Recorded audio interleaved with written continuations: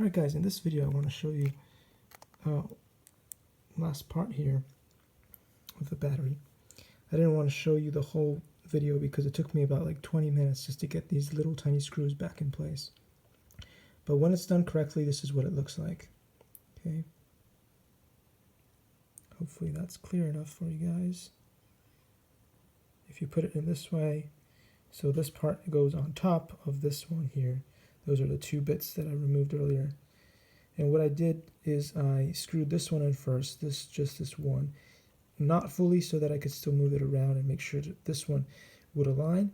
Then I snuck the other piece underneath and I put this screw in first and then that one. So 1, 2, and 3. Anyway, hope this helps you. And last part of the process, of course, is just to carefully push this back into place, like so. And then this part is always a little bit nerve-wracking because you have to push this back without snapping anything. Let's see. Put it down against the table so hopefully I can do this without wrecking it. It took long enough to just get it to work, so.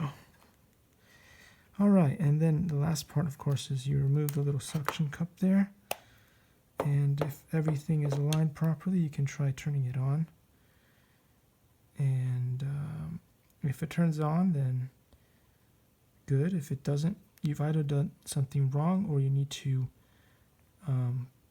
give the battery a chance to fully charge. I think in this case, it just needs a full charge. Anyway, I'll get back to you on this and see you in the next video.